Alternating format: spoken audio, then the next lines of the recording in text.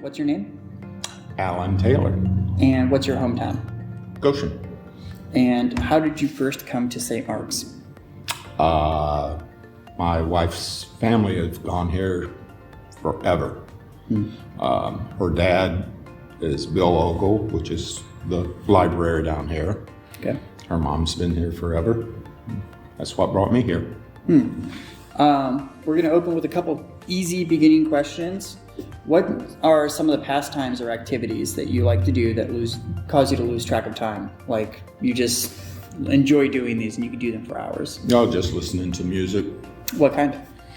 Pretty much anything. I was in high school band, so I can kind of appreciate any and all kinds. What'd you play in high school? Trumpet. Trumpet? Started off in 6th grade playing drums, and my parents quickly decided that was not for me. So they switched me to trumpet. Are you familiar with the Muppets? Oh yeah. Was it a little bit of Animal going on? Pretty much. Okay, so I don't know if I'm judging this Bang, correctly. bang, bang, Animal. bang, bang, bang. Yeah, that's pretty much Alan. Yep, okay, yep. got it. So they moved it over to the trumpet, where they're like, okay, all that energy, we got to put it somewhere. Exactly. All right, got it. Do you have any kind of genres that you don't like? Not really. No. Okay. You like everything? You find the beats, the rhythms, and everything like that? Okay. The heavy metal I'm not too much into. Got it. Or opera. Anything else. All right. One day of the week, or they like break it up throughout the week, like your times of rest. So when it comes to the Sabbath, what are ways that you can like instantly recharge? Things that'll brighten your day, or they're just like very relaxing to you? A lot of times we'll just go for a ride and get away from the house. Are you one of those people where it's like, let's just go for a ride and get lost and see where we end up? Yeah, pretty much. What's the farthest you've ever gotten? Oh, it's been a while, but probably over to Pokagon State Park, Angola. And the police end up eventually finding you, and it's time to go back. They bring me back. Okay, got it. We enjoy going on vacations to eastern Tennessee and the Smokies, so we were married down there. So. Oh, really? When you were married down there, is that where you lived? No, Okay. no, we was up here. Okay, got it. Now that the beginning icebreaker questions are over, just one quick question before we begin into the whole life story thing. What are some of the contexts that you currently find yourself in? By that, I mean, what people groups are you involved in? Where do you spend your time during the week? What are your communities? Family, church family, sports, stuff like that? Pretty much church family on Sundays. With my sickness, it's hard for us to plan anything because it flares up without notice. And I hate it when I tell you I'm going to be there and I'm not able to. Right. And pretty much that's the way our life has been since I got diagnosed with this. Okay. Are you okay with talking about what your sickness is? What exactly going on? It's called myasthenia gravis. It's where the nerve endings connect to the muscle. There's little connectors there. Your body forms these bad antibodies and it eats up the connectors. So I'm real weak all the time, have trouble breathing. It affects the breathing, the swallowing. It eventually will affect the eyesight, double vision, blurred vision. So there's no cure. They keep coming out with new vaccines. I went through a round of Vivigard, which is one of the new ones, for 4 weeks, one infusion a week. It didn't do much, so last Wednesday they started another round of that, and they're going to see if that does it. And I'm guessing these connectors, when they get fried, they aren't regenerative. No. They don't repair themselves? No, Okay. It's not. It's a progressive disease. So now that we've gotten through those like opening salvo questions, let's dive in with the big questions. What's the story of where you've come from? Where I come from, South Georgia, Valdosta, Georgia. Okay. Moved up here in '76 because of the job market, and had a number of different jobs. RV, retail, animal health. Got it. And what's this, do you happen to know, and if you don't know, that's completely fine, do you happen to know where you saw God in your story of where you've come from, or? Oh yeah, back when I was a kid, Vacation Bible School. Down in South Georgia? Okay. A little town called Remerton, Remerton First Methodist Church. It was a textile mill town. Okay.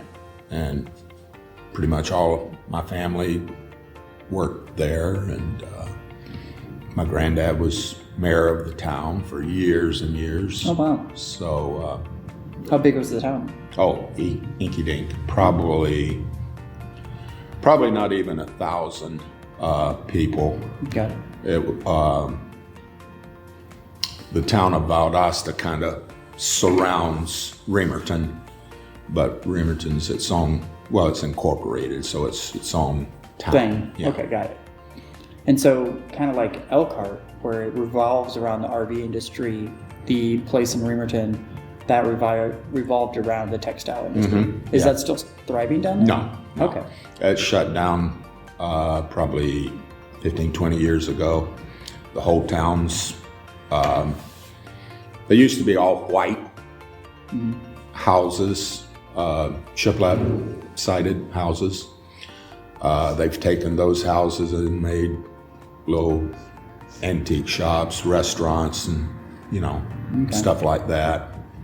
The mill is totally tore down, and they built a apartment complex there. They did keep the big old smokestack that was there. So, is that what precipitated your move up north, or the shutting down of the textile industry, or no? it was right in that area. Okay, got it. Jobs down there were dying off, and up It was here in the was air. booming. So, Fine. All right. So, what's the story of where you are now, like in life?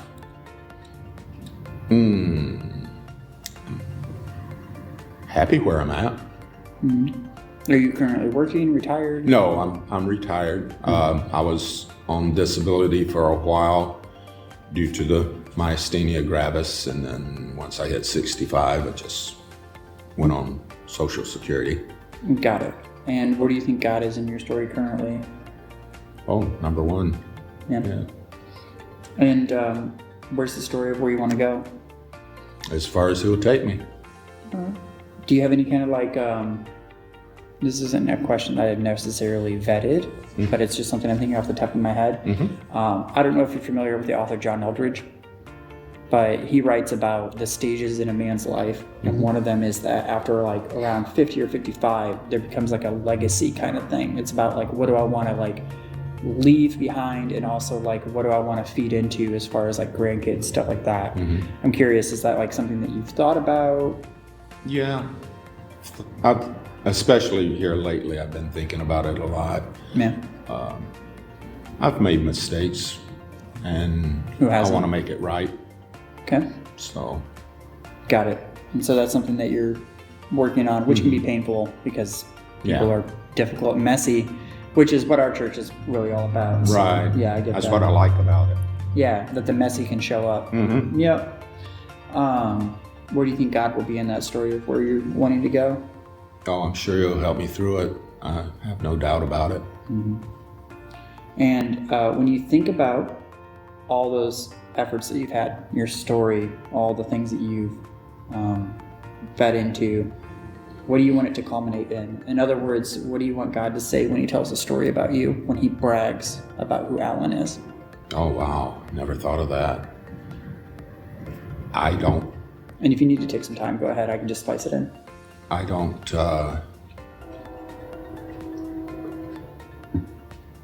know. I'm the kind that don't like to be bragged on. I mean, I'm me. And hopefully I make him happy with what I'm doing and I've done. I'm sure some of the stuff is not too happy for him, but that's probably 99.99% of the people anyway. There's always something. But you always ask forgiveness and move on. Do the best learn you can from with your what you got. mistakes. Yeah. With all that, imagine yourself 3 years from now. What stories do you think God will have told through you in that time? That I've been more involved in the church. I enjoy doing the greeting.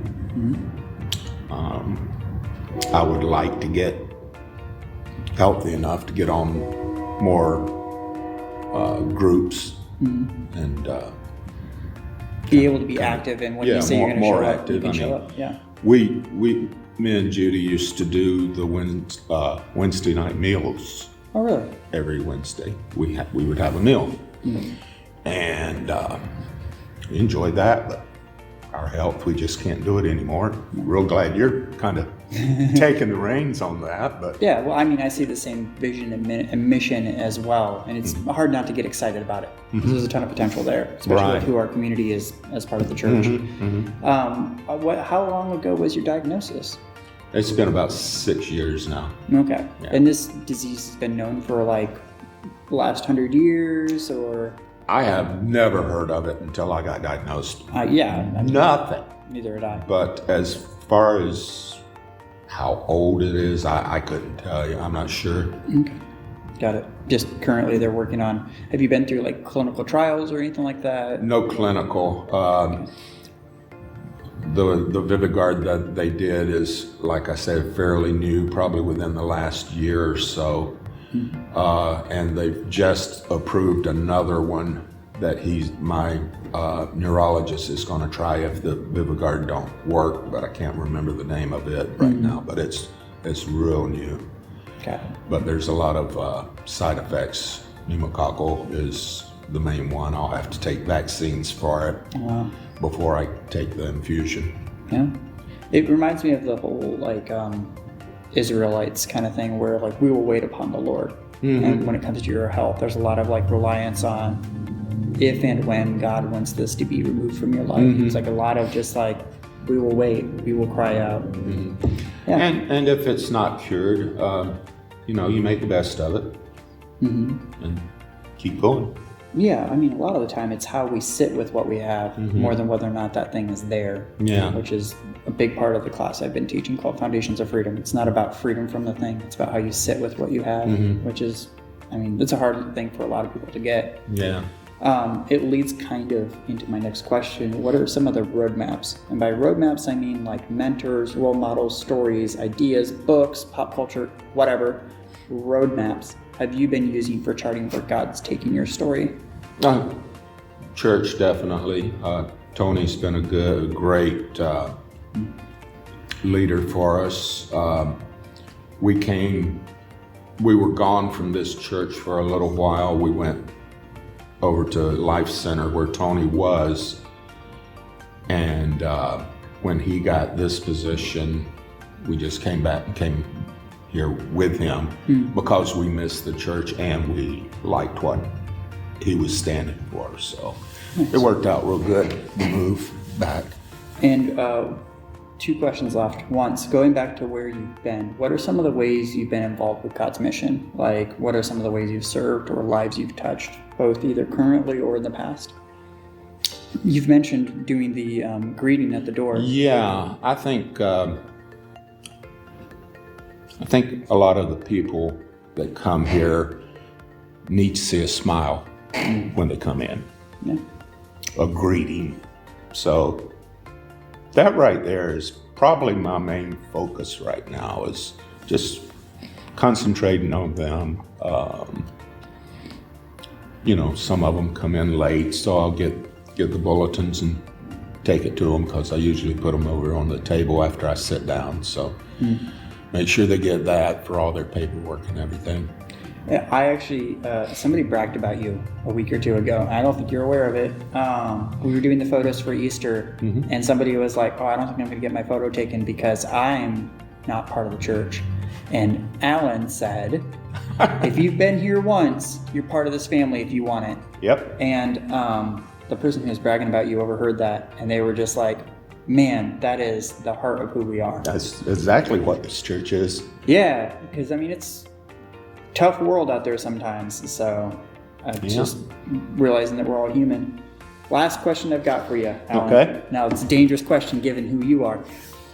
If you had unlimited time and resources, what's the thing that you would want to go build or serve in or do? What's your vision? What are you passionate for? What do you have a heart for? Well, first it would be the church, of course. Anything that they needed, if I had unlimited funding, they would get it. We would get it. Other than that, just the people that you meet day to day, just kind of go from there. Been around as long as I have, you can kind of read people and see that they need somebody to talk to or whatever.